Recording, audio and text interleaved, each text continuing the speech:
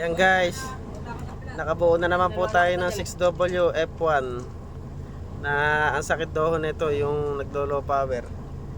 Kaya maganda rin ho talaga yung nagtatanong sa iba para kumbaga nagkakatulong-tulong. Thank you po kila Al sa kay Randy. Ayan, na-trace po natin yung problema, yung may naputo lang na wire sa sensor ng common rail. Yan guys, good morning.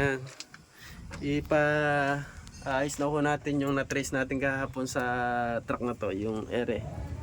Lagot yung isang wire. Ayan. Kaya ho pala naglo-low power. Ayan. Titirahin na mo ni yung tirador na manggagawa natin, si veteran sa electrician na, si Boy. Boy, humarap ka muna, Boy.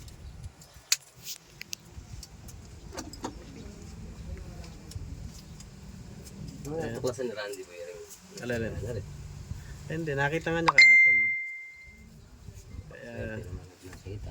Ha? Menos rin yung tanggal niya. Nakita na rin. Paayos na ho natin kay Boss Roy. Boy, nakatarap sa'yo na. Yung mga Kadakila. Si Kadakila.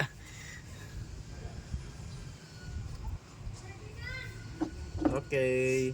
Ayan. Nothing, no? Na hinangan na ho. Pakita mo yung hinangan, Boy. Maganda pa pagkakahinang, Boy. Baka mamaya bumito sa daan yan. Hindi. Lifetime na rin. A lifetime, yan. Kakapit na ho natin.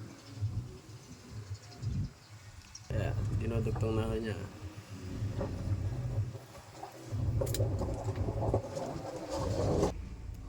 Yan, goods na ho. Nakikapit na niya ulit. Testing natin yung RPM kung gaano magiging RPM ngayon. Okay. Ayan ho yung RPM niya. Ay ganda. Bumibenting mahigit oh. Ano nga, ano? Boy, boy.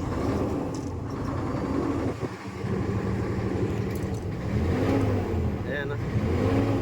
Ganda ho ng RPM ngayon. Ito yung naglo-low power na iniskan natin ng isang araw, yung Isuzu. Mapakalataang humila. Ayan, nagbe-20 RPM.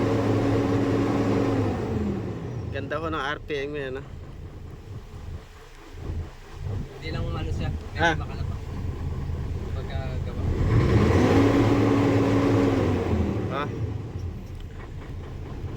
Okay. Pakipollow po yung Kuya O Vlog. Thank you.